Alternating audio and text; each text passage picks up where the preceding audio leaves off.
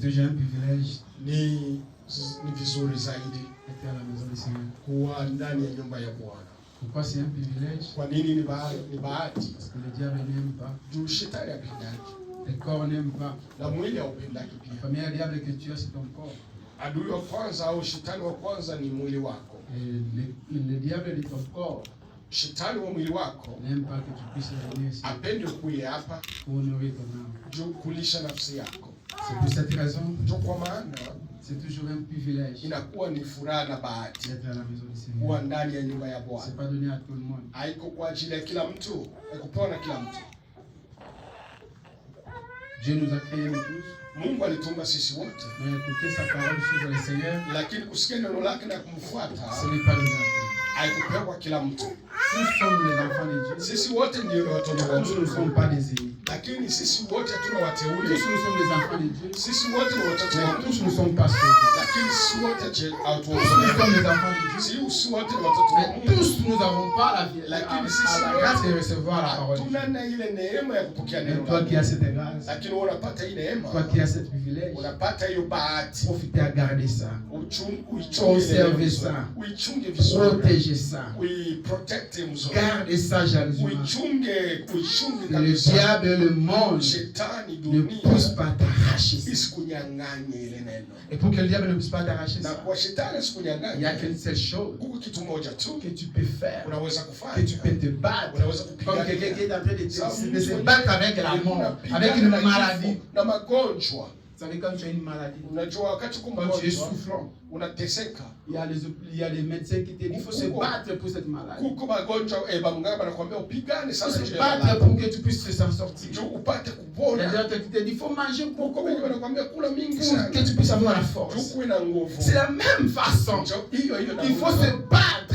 Il faut beaucoup manger Kula pour avoir la vizuri force ndio kuwe na de nguvu vaincre le monde ya et kushinda de dunia. garder Na jalousement kuchunga La grâce que tu as kabisa reçue. neema hiyo ambayo de ulipokea croire ya et kuamini recevoir na et kupokea rencontrer cette parole. kukutana na neno la Mungu. Tu peux avoir toutes choses de Unaweza cette terre. kupata vitu vyote vya Tu peux dunia. avoir l'argent, Unaweza kuwa na une pesa, maison, une nyumba, voiture, magari, des enfants, watoto, le mariage. ndoa.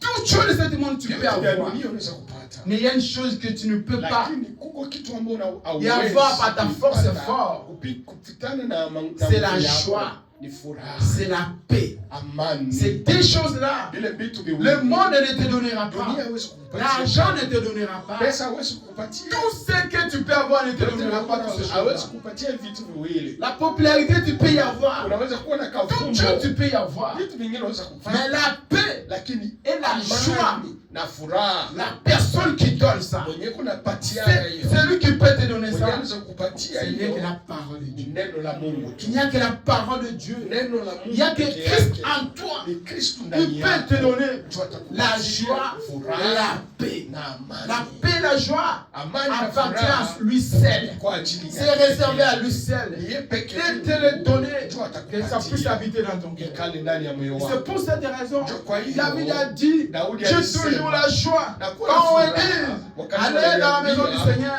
twende parce que mbele ya là-bas, Bwana. je vais rencontrer la joie. Tena kutana na Là-bas, furaha. je vais Pale, rencontrer la vie. takutana na Là-bas, uzima. je vais rencontrer Christ. Pale C'est takutana la na raison Kristo. pour laquelle Ndio kwa maana j'ai toujours dit, kila mara quand tu nasema, viens à l'église, wakati unakuja ayez kanisani, en joie, soyez joyeux, Kuwe na furaha. soyez dans la Kuwe joie. katika furaha. Décharge-toi. Usahabu Tu yote. ne peux pas être à la maison de Christ. Hawezi kuwa mnyumba Et ya je suis Kristo. encore dans la Na tristesse. uko katika huzuni. C'est l'endroit la plus joyeux. Nafasi ya furaha sana. C'est l'endroit où j'oublie tout. Nafasi ambayo nasahabu kila Même si kitu. demain je vais être en prison. Hata kesho nitakuwa Mais comme Dieu mkristo. m'a fait grâce Vile Mungu alifanya d'être aujourd'hui à la maison de Christ, nyumba je yake. dois être joyeux. Kuwa na furaha. Parce que c'est une grâce Kwa sababu ni de venir neema. écouter, de Kusikia venir neno rencontrer lako, Dieu, na de kukutana venir na parler Mungu, avec le Christ, na de venir kusema se naye, décharger. na kutoa mizigo. Comment tu peux être à la maison de Namna Dieu? gani unaweza kuwa mnyumba Comment ya tu peux Bwana? être encore à l'église? Uko Comment kanisani. tu peux venir à l'église? Kuwa Tu mkanisa. t'es habillé, Unavaa vizuri. tu as pris ta voiture, Unabeba gari yako. tu viens à l'église, Unakuja mais kanisani. tu es encore cherché, Lakini uko tu kilo. pèses encore. Ungali uko kilo. Qu'est-ce qui se passe? Ni nini inaendelea? Décharge-toi, parce que tu es venu rencontrer Dieu. Tu es venu lui parler ses problèmes. C'est à lui seul qui peut te donner la joie. Si tu es dans l'endroit où tu peux avoir la joie, tu n'arrives pas à avoir la joie. Où tu peux encore avoir la joie. Parce que tu viens dans ta maison, tu étais chargé, tu étais dépressionné, tu avais des stress et des problèmes. Et tu viens, tu dis, je vais aller chercher Christ. Mais tu arrives encore à la maison de Dieu. Tu es encore chargé. Tu n'arrives même pas à chanter. Tu n'arrives pas à le remercier encore. Jésus-Christ est le roi des rois. Il est le Seigneur des seigneurs. Les maladies ont peur de lui. Les cancers ont peur de lui. Quand je vois ce jeune garçon de Christine, je dis que les cancers ont peur de Christ. Il était diagnostiqué. Mais le cancer a eu peur de Christ. Il n'y a pas quelque chose qui peut être au-dessus de Christ. Tout genou, tout l'esprit fléchissent devant le Seigneur Jésus. C'est pour cette raison quand tu es dans la maison de Dieu, soyez heureuse. Sois dans la joie, chantez dans la joie. Déchargez-toi. Dis toutes ces choses que tu as. Attends-moi quand je vais retourner. Mais pour l'instant, je suis dans la maison du roi des rois. Et que le roi des rois, tous les esprits, obéissent au roi des rois. Même les puissants des puissants. Trump tel qu'elle est là. Trump tel qu'elle est là. Dans son bureau. Chaque temps, il y a des gens qui vont aller là-bas. Le pasteur pour prier pour lui. Alors qu'il est le plus puissant du monde. Il a la puissance du monde de détruire toute la terre. Mais il a peur de la personne que toi tu as dans ta vie. Il a peur de ton Dieu. Il a peur de ton Dieu. La seule chose qui peut craindre Trump, c'est ton Dieu. Comment tu n'arrives pas à comprendre que toi tu marches avec le roi des rois? Qu'est-ce qui fait que tu ne pousses pas avoir la ferme assurance? Parce que tu n'es pas sûr de toi. Parce que tu ne vis pas la parole de Dieu. C'est lui qui vit la parole de Dieu. C'est lui qui est sûr de la personne qui suit. Comme je l'ai dit le dimanche passé, tu ne peux pas suivre quelqu'un si tu ne le connais pas. C'est lui qui connaît réellement la personne qui suit. Qui est Jésus. C'est pour cela les disciples, comme ils connaissaient qui était Jésus, il était le maître et le roi. Le disciple avait la ferme assurance. Qu'est-ce qui fait que tu ne peux pas avoir la ferme assurance et terminer bien ta vie? C'est parce que tu vis dans le péché. C'est parce que tu n'as pas la crainte de la parole de Dieu. C'est parce que tu ne respectes pas la parole. Si tu respectes la parole, si tu as la crainte de Dieu, même si demain on va t'arrêter. Mais comme tu as la ferme assurance, comme tu crois que si je meurs aujourd'hui, si on m'arrête aujourd'hui, si la mort vient aujourd'hui, il y a une place qui est réservée pour moi de l'autre côté. Tous les prophètes qui ont marché avec Jésus, tous les prophètes qui ont marché avec le Seigneur du Seigneur, ils savaient bien que j'ai une mission sur la terre. Nous allons mourir. Nous allons retourner là où nous sommes venus. Mais ils n'ont pas eu la paix. Ils n'ont pas été désespérés. Parce qu'ils avaient la ferme assurance. Ce qui fait la foi des chrétiens, c'est la ferme assurance. Je suis qu'un pèlerin. Je suis venu quelque part. Je dois y aller quelque part. Et comme tu as la ferme assurance, comme tu crois en ce Dieu-là, les maladies, tu n'auras pas perdu.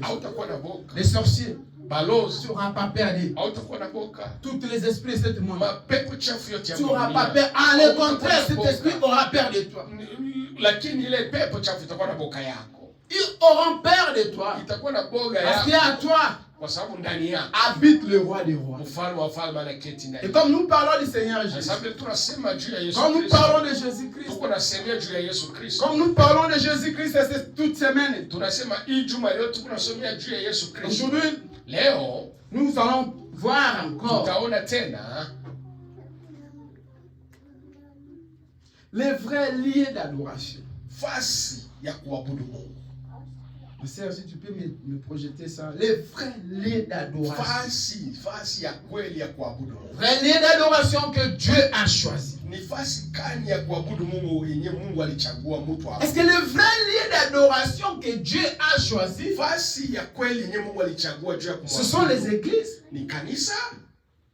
Parce qu'aujourd'hui, juu leo toutes les communautés, makanisa yote, tout le monde, mtu wote veut avoir des églises, de belles églises. Anapenda kuwa na kanisa ya mzuri. Et aujourd'hui, lakini leo, pour que tu puisses se sentir chrétien, ujikute pour que tu puisses se sentir que tu es croyant, tu es dans une église, on doit avoir des grandes églises. Combien de millions de temples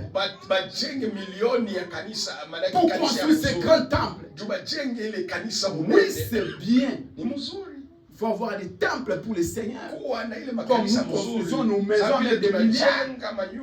Mais est-ce que c'est le lieu d'adoration que Dieu a choisi?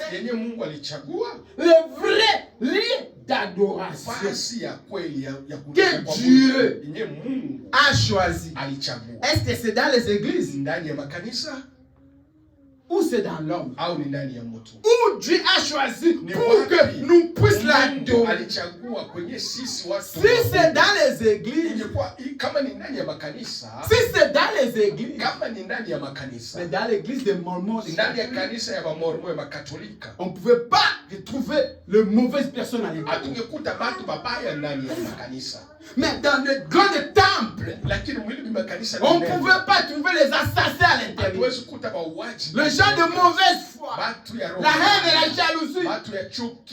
Alors qu'à l'intérieur des églises aujourd'hui, c'est là où les mauvaises choses passent. Est-ce que c'est vrai que ce sont les vrais lieux d'adoration?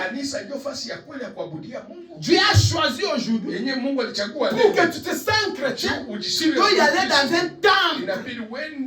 Si c'est comme ça, tous les chrétiens de moment ils vont y aller aussi.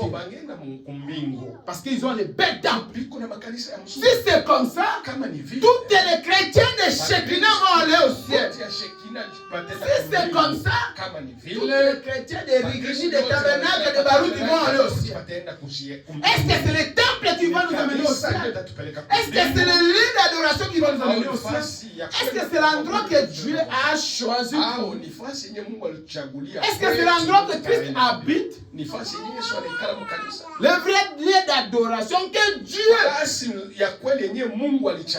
choisi pour adorer. Est-ce que c'est l'homme ou c'est le temple? Tenez-nous debout. Pour le respect de la parole de Dieu, nous allons lire. Les vrais lieux d'adoration. Si le péché aujourd'hui est devenu comme de l'eau qui coule, parce que nous n'arrivons pas à comprendre que Dieu n'habite pas dans le bâtiment construit par l'homme. Et que ce n'est pas le bâtiment qui sont le lieu d'adoration que Dieu a choisi. Dieu ne peut pas habiter dans quelque chose que l'homme a construit. Mais aujourd'hui, nous avons la pensée où nous croyons que pour adorer bien, pour être un chrétien, il faut que tu puisses être dans une église là où il y a un grand bâtiment, là où on donne, là où on aide, là où on soutient. C'est là où tu vas aller aussi. Non, mon frère, non, ma soeur. Le vrai lieu d'adoration que Dieu a choisi. Qui? Qui est le lieu d'adoration que Dieu a choisi? Lisons la parole de Dieu. 1 Samuel wa kwanza.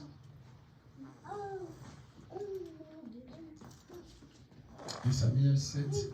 Samuel wa kwanza sura 7. Verset 4 jusqu'à verset 13. Mstari wa 4 mpaka wa 15.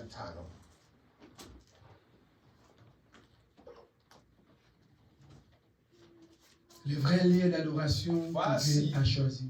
Est-ce que c'est l'église? Des fois, tu es dans l'église, tu te dis, oh là, on est dans un garage là. Est-ce que Dieu habite là? Est-ce que Dieu peut être là?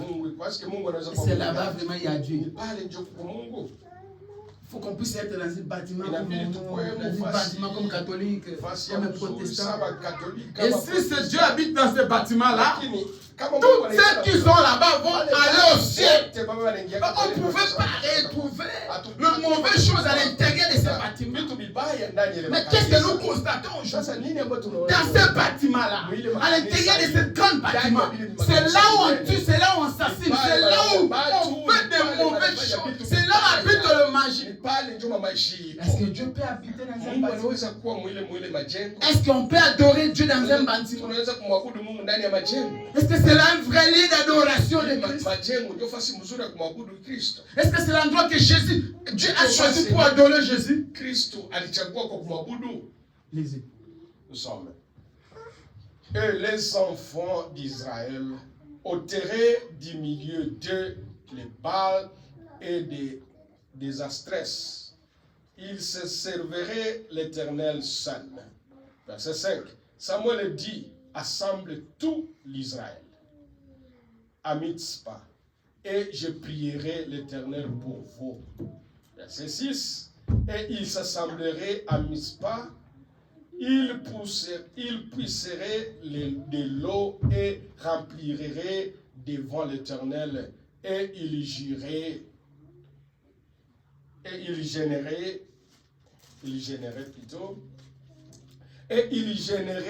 jour-là en disant, nous avons péché contre l'Éternel. Samuel jugea les enfants d'Israël à Mitzpah. Amen.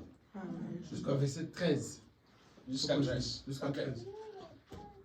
Les Philistins apprirent que les enfants d'Israël s'étaient ensemblés à Mitzpah, et les princes des Philistins monteraient contre Israël. À cette nouvelle, les enfants d'Israël auraient pour des Philistins. Et ils diraient à Samuel, ne cesse point de crier pour nous à l'Éternel, notre Dieu, afin qu'il nous sauve des mains des Philistins.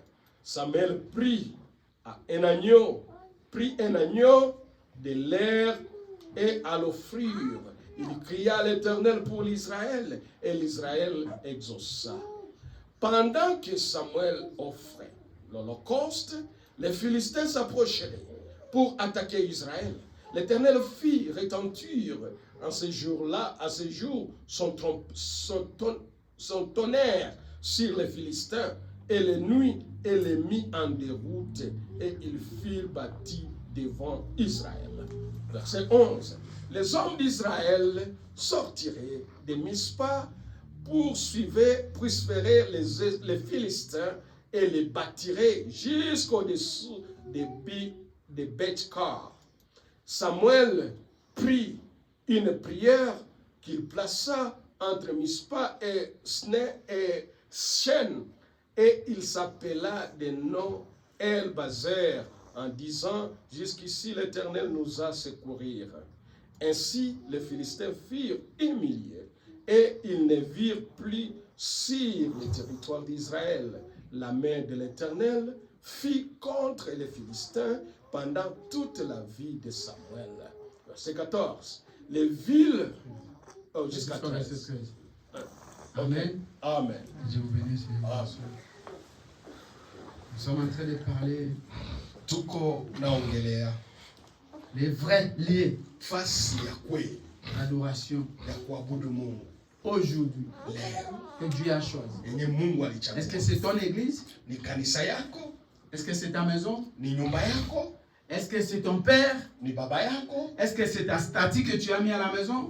Est-ce que c'est votre coutume? Quel est le lieu d'adoration?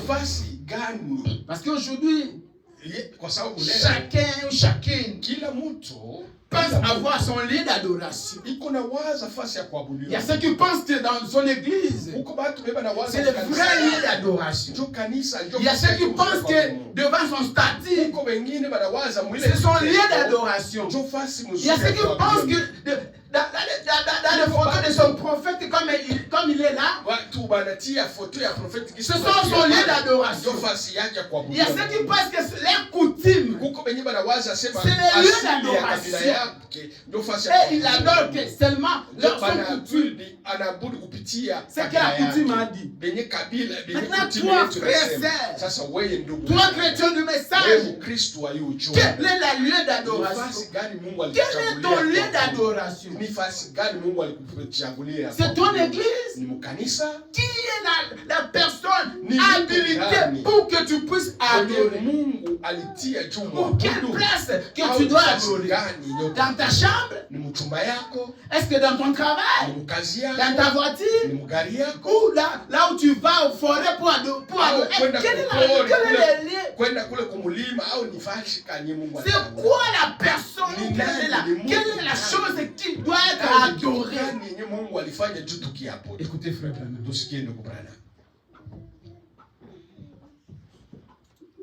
Toi qui continues à adorer ton père, ta mère, tes statues, toi qui continues à adorer jusqu'aujourd'hui ton prophète, toi qui continues à croire que pour avoir la vie, il faut seulement dans ton église.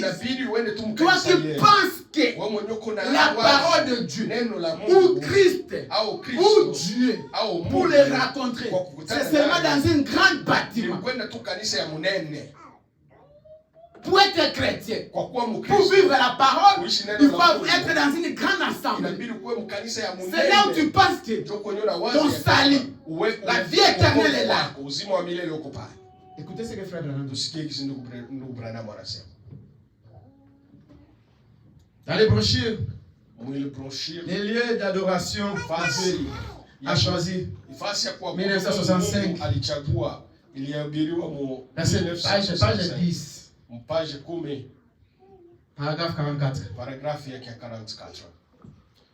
Et là, on voit que Jésus a dit aussi, je suis venu au nom de mon Père.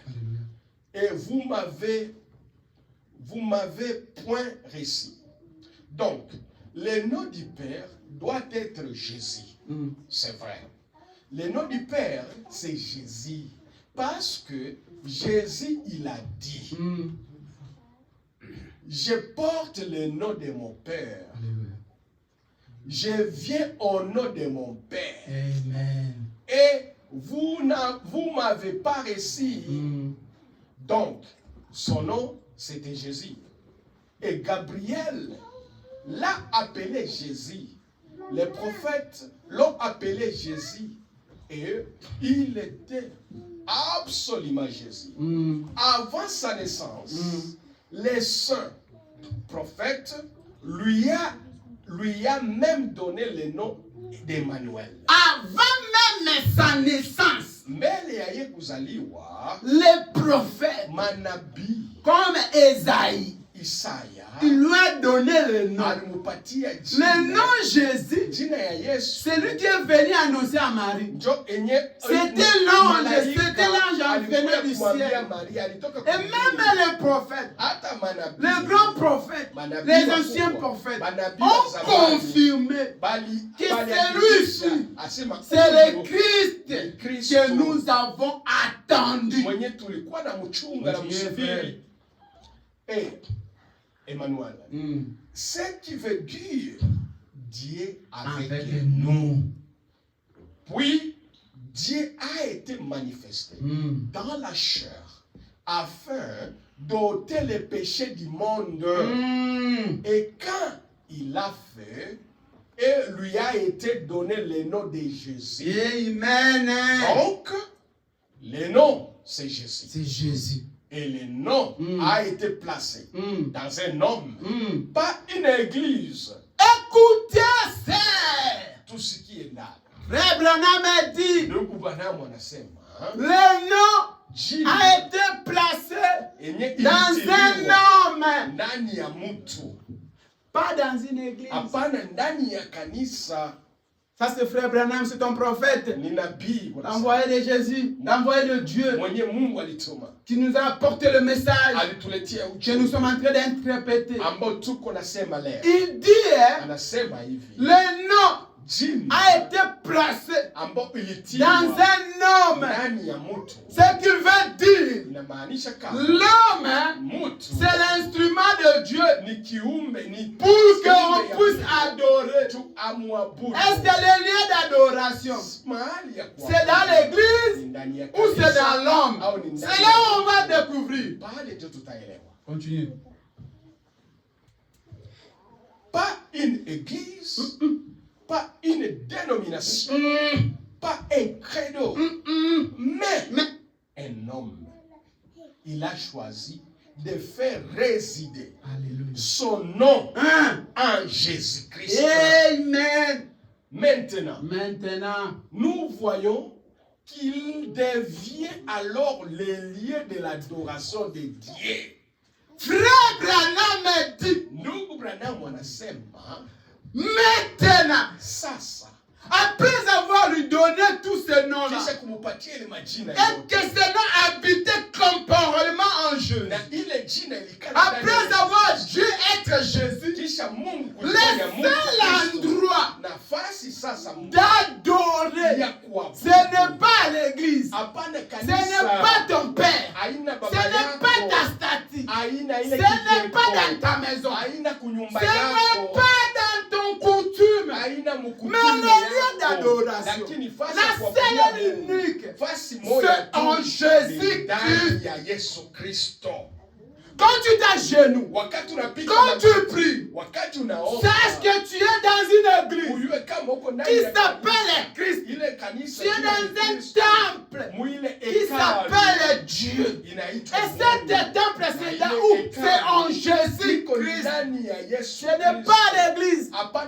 Ce n'est pas dans ton coutume. Ce n'est pas ton prophète. Frère Branham dit, il n'y a qu'un seul endroit, une seule place que Dieu habite, que Dieu s'installe, que Dieu doit être adoré. Pas dans un bâtiment, pas dans un temple, mais en Jésus-Christ.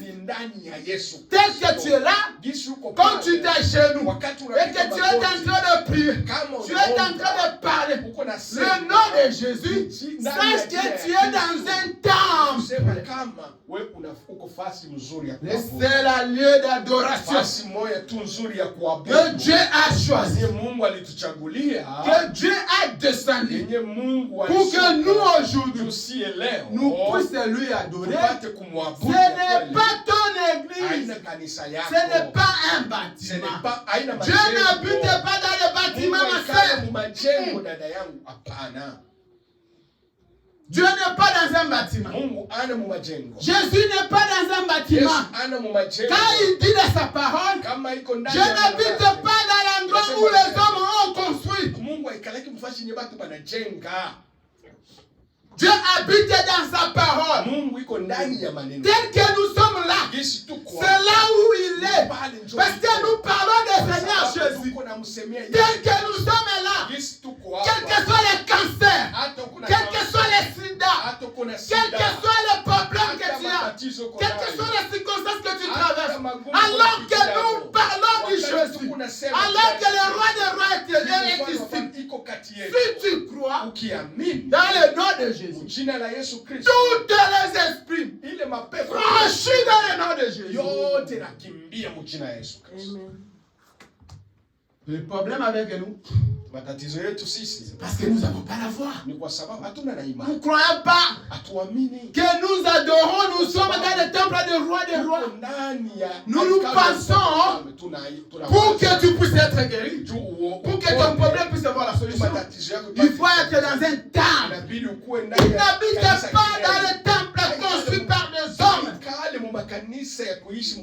Non. Frère Branham a dit, le seul lieu d'adoration que Dieu a choisi, c'est en Jésus-Christ. Et si toi tu crois en Jésus, et que tu respectes sa parole, tu te reproches de rien, aucun maladie, aucun esprit peut résister devant le nom de Jésus, car c'est lui le temple. Hébreu. Waibrania.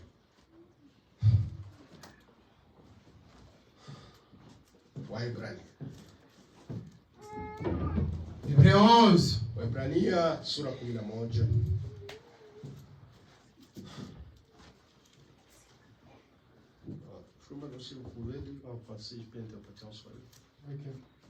Hébreu 11, 9. Waibrania sura 11 mstari wa 9. 10. Jusqu'à 10. Hébreu 11, chapitre 11, verset 9 jusqu'à 10. Hébreu 11, 9 jusqu'à 10. C'est par la foi qu'il vint s'établir ni kwa imani njo ataketi comme kati dans yetu. une terre étrangère, Sawa nchi ya ugeni, habitant sous les tentes, anaketi ndani ya ainsi mahema, qu'Isaac et Jacob, les Corinthiens, na vile Isaki na Yakobo de la même promesse, aliwapatia de la même promesse. waliiriti ile ahadi, Car il attendait la cité qui walikuwa a na chunga, de solides fondements. walikuwa na chunga hiyo mji Celle ambayo dont Dieu ilikuwa na est majengo ya l'architecte nguvu, na et le Mungu pekee constructeur. yake njo mjengaji. Ils attendaient Walikuwa wakichunga, la wakisubiri cité ile nchi que Dieu seul, yenye Mungu peke yake, qui est le constructeur njo et mjengaji, l'architecte. na yeye njo C'est mjengaji. là où Christ habite. Njo kwenye Yesu Alors, anaketi. pose-toi la question. Sasa wewe ujiulize, Quelle est cette terre que ni Dieu lui-même yenye Mungu yeye est pekee, le constructeur yeye njo et alijenga, l'architecte? yeye Mungu mwenyewe. Quel corps que Dieu est le constructeur yenye Mungu et l'architecte? njo C'est dans le corps de l'homme. ndani ya mwili wa mtu. L'architecte de ton corps, Mwenye alifanya le mwili wako, constructeur de ton corps, mwenye aliumba mwili wako, son nom c'est le Seigneur Jésus. mwenye jina yake C'est ni le Yesu seul Kristo. endroit que Njo ile Christ fasi habite. yenye Kristo yeye peke anaikala. Amen. S'il y a un endroit que Dieu peut habiter, Kama kuko fasi yenye Mungu ce n'est pas l'église avec hapana ses ndani ya toits. kanisa, lakini yatekala ni ndani yako. Car il habite seulement là où lui-même a construit. Juu anaikala fasi yenye peke yeye peke anajenga. Pas les bâtiments que les hommes ont. Hapana hiyo majengo watu Pas wanajenga. ton église là qu'on a Hapana construit. kanisa yako. Il n'habite pas dans cet temple. Le temple là est sali et souillé. Ile kanisa La seul endroit qui ne peut pas être sali et souillé, c'est là où lui-même est construit. Et quel endroit, quelle place, quelle chose que Dieu a construit. Car toute chose, Dieu a prononcé et ça apparaît. Il y a qu'une seule chose, que Dieu est le constructeur et l'architecte. Il n'y a qu'une. Regardez bien les Genèse. Au commencement, lisez l'histoire. Tu vas comprendre que toute chose a été faite seulement dans la parole. Que ces choses ici soient. Ça apparaît. Que la lumière soit. Ça apparaît. Que le soleil soit. Ça apparaît. Que les animaux soient. Ils sont apparus. Mais une chose. Alléluia. C'est quoi la chose? C'est toi ma soeur. C'est toi mon frère. C'est la seule chose que Dieu a pris le sable. A pris le sable. Et il va commencer à construire. Il doit commencer à mettre des yeux, la bouche, les oreilles, la tête, le pied. La seule chose que Dieu a pris du temps pour construire, c'était l'homme. La seule. L'unique chose que Dieu a pris du temps pour construire, c'était toi, ma sœur. C'était toi. C'est pour ça que la Bible dit que l'homme est notre image. Dieu t'a créé par son image et sa sa ressemblance. Et tu es la seule chose que Dieu seul est le constructeur et l'architecte. Il t'a taillé, il t'a façonné, il t'a créé, il t'a mis tout ce que tu as comme tu es là. Et à la fin, il a sorti son énergie, son âme, son esprit, sa bouche. Il a soufflé le souffle de vie. La seule chose que Dieu a pris du temps pour construire sur la terre, c'était l'homme. Et c'est à l'homme que Christ habite. C'est pour cela que l'homme pêche. Dieu est triste. Dieu regrette tous les sacrifices, tous les efforts. Quand tu pêches ma sœur, quand tu pêches mon frère, Dieu regrette pour moi. Dieu lamente avec tout ce que je fais, toutes les temps que je vis, toutes les choses que je mets à l'homme. Comment l'homme peut pécher? Comment l'homme peut abandonner le chemin de la vie? Le seul lieu d'adoration, ce n'est pas ton église, ce n'est pas ton prophète, ce n'est pas ta famille, ce n'est pas ta mère, ton père. Le seul lieu d'adoration, c'est toi. Parce que l'endroit seul que Dieu peut habiter, c'est à l'homme. Et comme Dieu habite à l'homme, l'homme est l'endroit d'adoration de Dieu. Mais pour glorifier Dieu, c'est en Jésus-Christ. Mais l'endroit que Dieu peut habiter, ce n'est pas l'église. Oh non! Moi je sens l'onction quand je suis à l'église. Tu dois être l'onction toi-même parce que c'est toi le temple de Christ.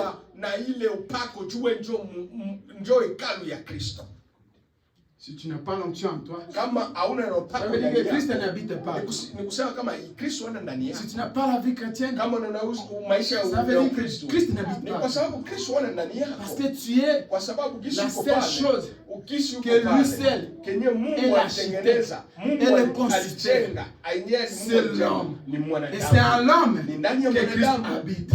C'est à l'homme que Dieu habite. Quand tu commets du péché, quand tu te fuis, quand tu fais les mauvaises choses, sache que Christ n'est pas à toi. Là où Christ est, le péché ne peut pas avoir de place.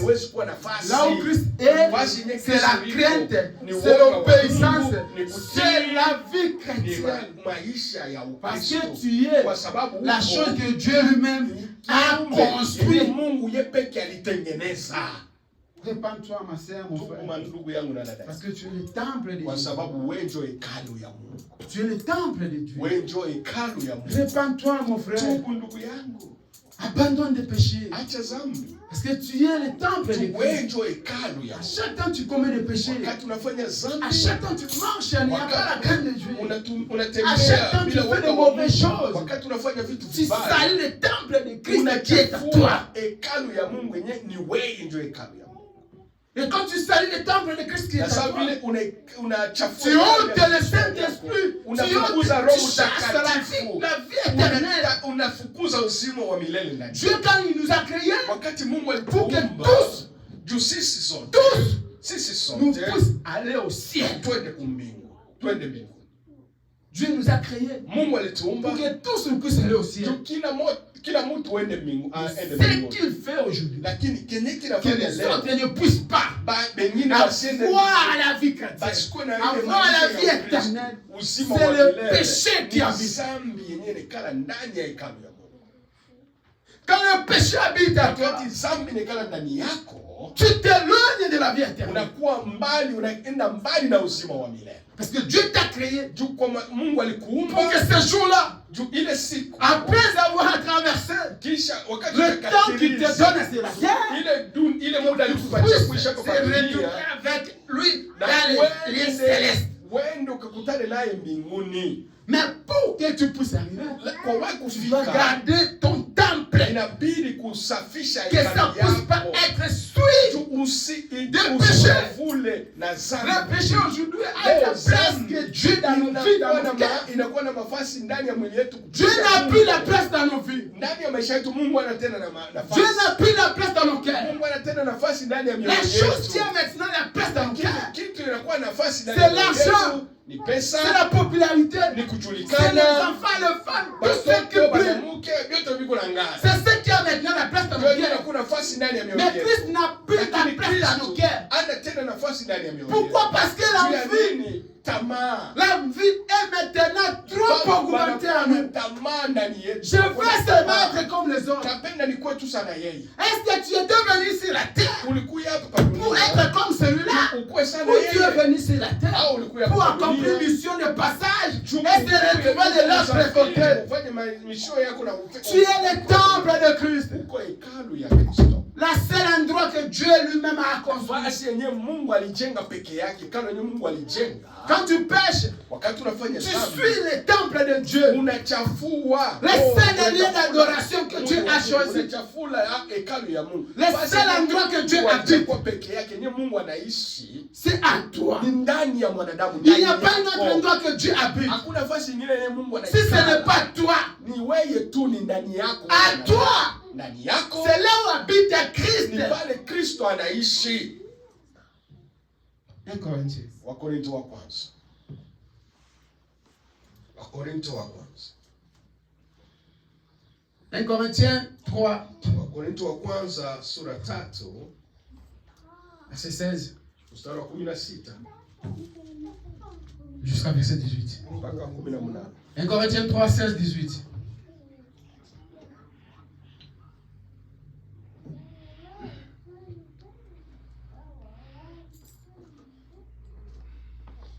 Jusqu'à 18. 3. 1 Corinthiens 3, verset 16 jusqu'à verset 18. 16 jusqu'à 18.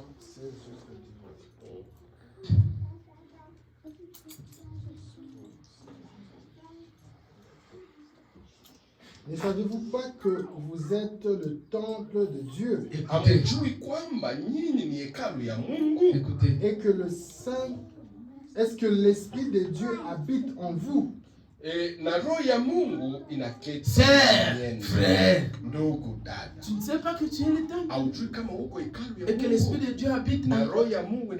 Parce que c'est l'endroit dans lequel Dieu a construit lui-même, qui était l'architecte. Et qui l'a construit.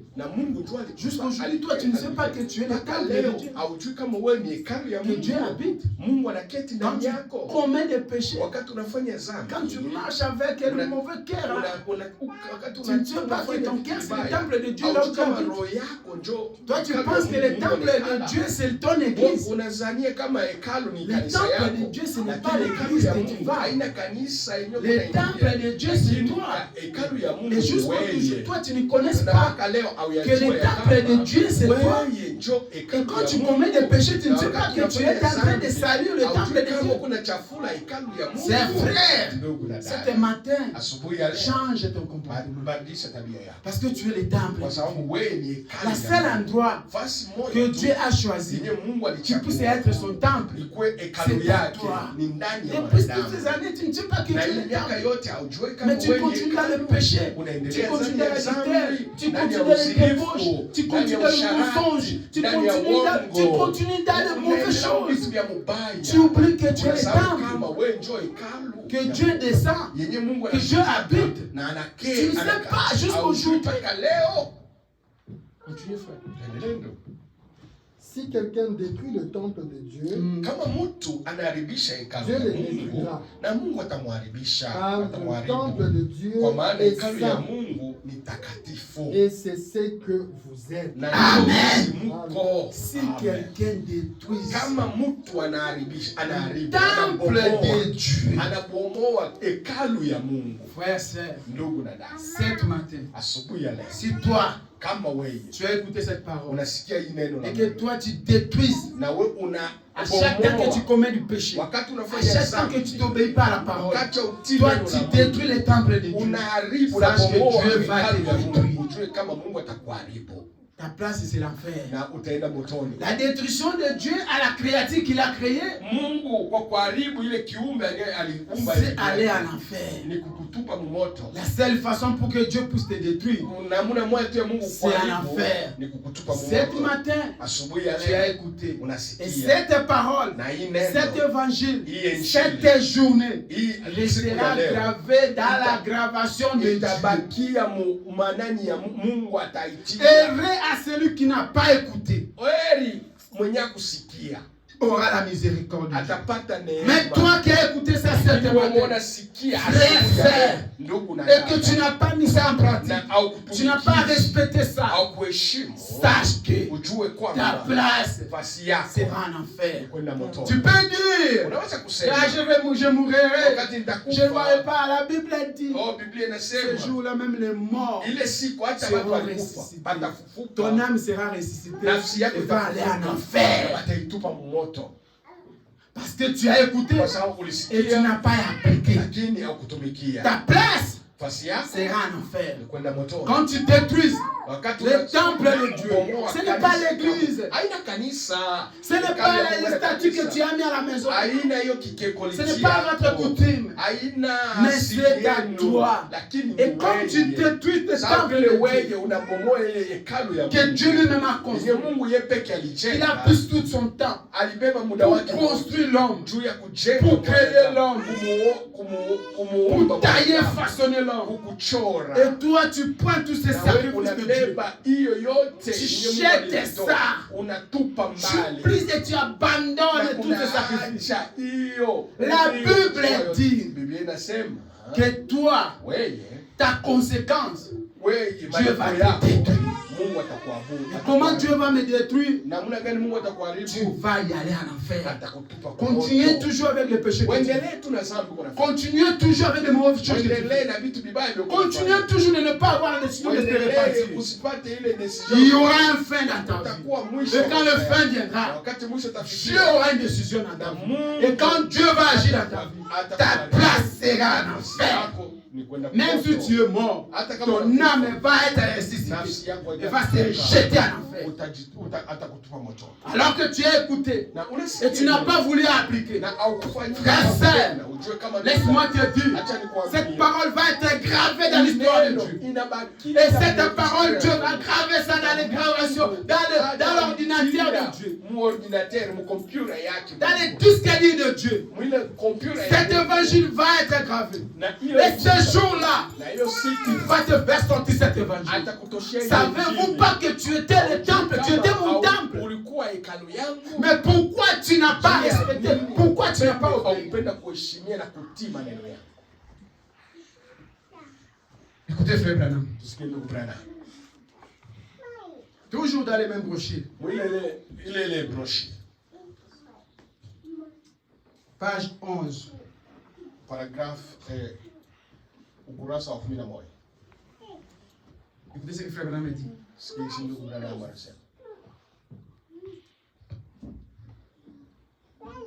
Lisez, frère. Paragraphe 11 ou 48?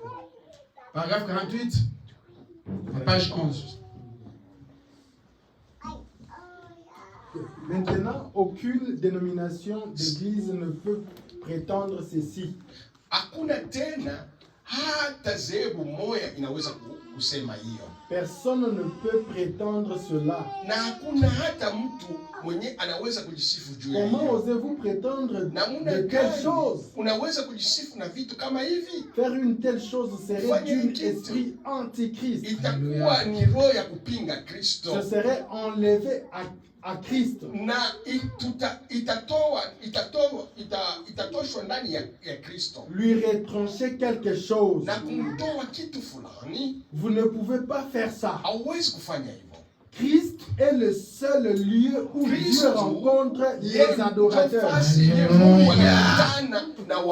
Christ est le seul lieu où Dieu rencontre les adorateurs. Qui est les adorateurs? C'est toi, c'est moi. Et la seule endroit que Christ rencontre les adorateurs, c'est en Jésus. Continue, frère. Ils disent aujourd'hui, wanasema leo, il y a des gens qui m'ont dit, kwa watu ambao waliniambia, il n'y a pas longtemps, nipunde kidogo tu, un homme m'a appelé mtu mmoja aliniita à Beaumont, à Texas. na ku Texas. Il disait, anasema, Monsieur Branham, si votre nom n'est pas sur le registre de notre église, kama jina yako hawakuandika mkitabu cha kanisa, vous ne pouvez pas aller au ciel. hautaenda kumbingu, hautafika mbingu. Pouvez-vous imaginer ça? Est-ce que tu peux imaginer ça? Kuwaza hivi tu. Toi, sœur, Wewe ndugu, toi, frère, tu penses que unawaza kama aller dans ton église, kwenda mkanisa c'est yako la porte njo mulango ou c'est le billet du ciel. au njo tike ya kwenda Ce monsieur a dit à frère Branham, lakini huyu ndugu frère anasema, Branham, ndugu Branham, si ton nom kama jina n'est yako pas dans notre registre haina de mormons, mukaye yetu ya bamormon, si tu n'es pas dans les listes de kama una mormons, mwile jina yako na si mukaye tu n'es pas dans les listes des mujina catholiques, mujina ya bakatolika, si tu n'es pas dans les listes des protestants, hauna mkitabu si tu n'es pas dans les listes des branhamistes, kama hauna mujina ya tu ne vas pas y Branhamista, entrer. hautaenda C'est faux, ma sœur. Bongo, C'est dada. faux, mon frère. Bongo, Ce n'est ndugu. pas être branhamiste qui va t'amener au haina ciel. jia kuwa Branhamista ndio utaenda kumbingu. Ce n'est pas être un shekinah qui va t'amener au ciel. Haina kushikina ndio Mais ce qui va t'amener au ciel, atakupeleka kumbingu. c'est vivre là-bas. Eh, kuishi neno lako. Continue, frère. N'allez jamais croire une chose pareille. Usiamini kitu kama Ne hicho. crois pas ça. Ils pensent que wanawaza ya kwamba vous devez appartenir à une unaweza certaine kuwa église. Il y mkanisa a des pasteurs aujourd'hui. mwanamemba wa kanisa. Il y a des prédicateurs Kuko aujourd'hui. bahubiri na Il y a des mapasteri prophètes aujourd'hui na manabii qui leo. pensent que si tu n'es pas des kimbangistes, Kama huko mtu wa kimbanga tu ne vas pas aller au ciel. hautaenda mbinguni. Qui pense que si tu n'es pas un branhamiste, Hauko mtu wa tu ne vas pas aller au ciel. hautaenda kumbingu. Les frères Branham a Lakini dit, ndugu Branham anasema ne pensez même pas ça. usiwaze hata ile vitu. C'est faux et archi faux. Bongo. Ce n'est pas le nom d'une église. Haina jina ya kanisa. Ce n'est pas le nom d'une religion. Au jina ya Tu dini. vas t'amener au ciel, ma soeur, mon frère. C'est ce matin. Asubuhi. La chose qui va t'amener au ciel, Kitakupeleka kumbingu. c'est croire en Jésus Kumwamini Yesu et Kristo à sa na parole. maneno yake. Continue, frère. Sinon, Kama sivyo, ne pouvez pas aller au ciel. hatutaenda kumbingu.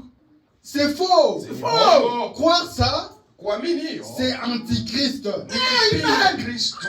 Ce n'est pas moi, ce frère Branham. Haina mie tu. Haina ni. Je dirais ceci. Nasema hivi. Si vous croyez qu'un tel esprit, Unawaza juu ya ile neno ile vous êtes perdu. Frère Branham a dit, ndugu Branham frère, anasema, sœur, ndugu na dada, toi qui es toujours wewe mwenye kila allez mara penser, mawazo tu es yako quelque part, uko fasi tu trouves une fulani, assemblée, unakuta dont les enfants de kanisa, Dieu se réunissent. watoto ya Mungu Toi tu dis non, wanasema moi hapana. je suis des Shekinah, Mimi moi je niko suis des Shekinah, Virginis, mimi moi niko je suis des Virginis, catholiques, mimi moi je niko suis des Katolika, protestants, mimi niko je dois aller Protestant, seulement là-bas. nitaenda tu pale. Sache que Jua ya kwamba c'est l'antéchrist. kupinga Kristo Ça ne va pas te sauver. haitakuokoa. Ce n'est pas le nom de ton église qui va te Haina jina sauver. ya kanisa ndio itakuokoa. Ce n'est pas le nom de ta religion qui va te Haina sauver. jina ya dini yako. La chose qui va te sauver, c'est la crainte de Dieu. Woga wa Mungu. Continuez, frère. C'est une bonne preuve que vous êtes perdu. Alléluia. Parce que kwa sababu c'est enlever ce que Dieu a fait. Mungu alifanya. Dieu n'a jamais mis son nom dans aucune église. Hayati yake jina yake hata Il a mkanisa mis moja. dans son fils Jésus-Christ. Ile jina yake Frère Branham a dit, Ndugu Branham anasema Dieu Mungu n'a jamais mis hayati yake hata son nom dans une jina organisation, yake mkanisa au mzehebu dans une temple. mwekalo, Mais Dieu lakini Mungu a mis son nom alitia jina dans yake le nom de jina Jésus. ya Yesu Kristo. Alors que nous sommes ici, Na hapa nous parlons de Jésus. tuko naongelea juu ya Il Yesu est Kristo. avec nous. Iko pamoja Si tu as un nasi. problème, Kama uko na tu as une matatizo, maladie, uko na alors que magonjwa, son onction est là, na alors que upako l'Esprit wako de Dieu est là, na roho et yake que tu mtakatifu, crois, kama tu unaamini, seras guéri. utapona. Parce qu'il a mis son Kwa nom, sababu alitia il jina a yake, mis sa puissance, uwezo il a wake. mis l'endroit d'adoration. Nafasi ya C'est en kumwabudu. Jésus. Ndani Ce ya n'est Yesu pas Kristo. dans un bâtiment. Hapana Ce ndani n'est ya pas dans une majengo. église. Hapana Ce ndani n'est ya pas dans une kanisa. organisation. Hapana ndani Mais ya c'est sehemu. en Jésus. Lakini ni ndani Continuez, frère. Comme lui et son fils sont devenus un. C'est là le véritable lieu d'adoration. Il n'y a pas d'autre fondement de poser. Il n'y en a pas d'autre rocher. Sur Christ, le rocher solide, je me tiens.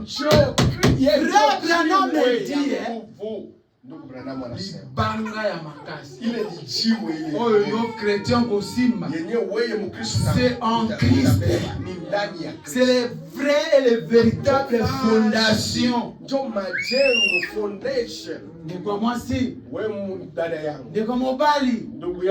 Quelle est la chose que toi tu tiens? Tu te maintiens dans ta foi. Quelle est la base? Quelle est la fondation qui est dans ta foi? Pourquoi tu tombes tout le temps? Pourquoi tu pêches tout le temps? Quelle est la chose qui est la fondation? La vraie chose qui doit être la fondation, c'est quand tu tiens Jésus. C'est ça la vraie base, la vraie fondation. Continuez, frère. Tout autre sol est du sable mouvant. Les dominations vont s'effondrer et tomber.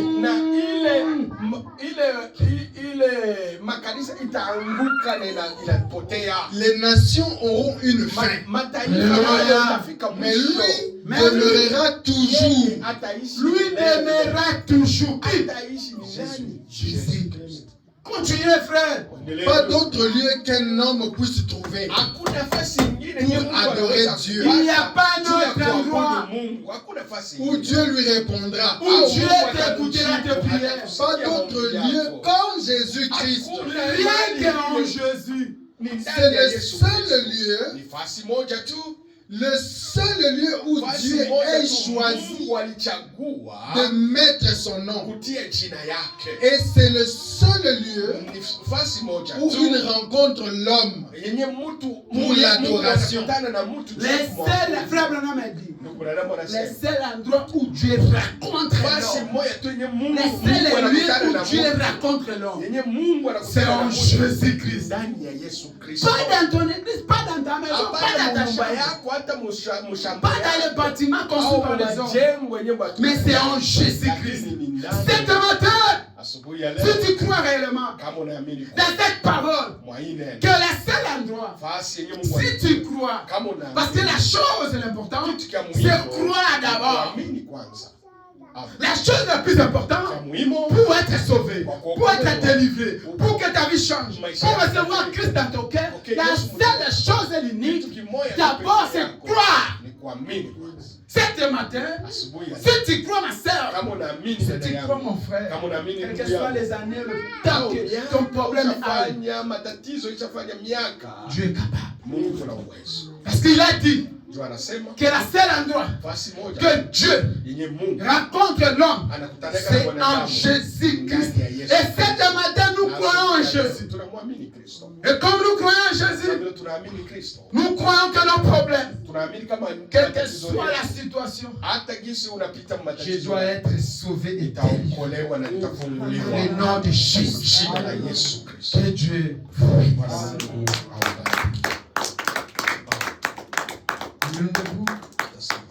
Ok, qui ça va me donner un cantique? Chacun de nous. Le Seigneur, aujourd'hui ou rien, nous avons compris que la seule endroit, la seule endroit que toi tu as choisi, que tu as fait la cohésion entre Dieu et Jésus, ils se rassemblent et ils sont devenus une seule chose. Et tu nous as dit que si nous prions, si nous supplions, si nous demandons, C'est là que nous aurons des solutions dans les domaines. Et cet matin, chacun de nous a apporté son problème. Chacun de nous a apporté son problème. Chacun de nous a apporté son souci. Tel que toi, Christ, tu puisses nous répondre, Seigneur. Cette maladie que j'ai, cet péché que j'ai, cet problème que j'ai, cet blocage que j'ai, cet freinage que j'ai, cette chaîne du péché que j'ai, cet esprit de famille que j'ai, aujourd'hui, alors que je crois que c'est un endroit d'adoration, que toi, Dieu, tu as choisi ce Jésus. Et moi, je crois, je me reproche de rien. Seigneur, fais-moi grâce.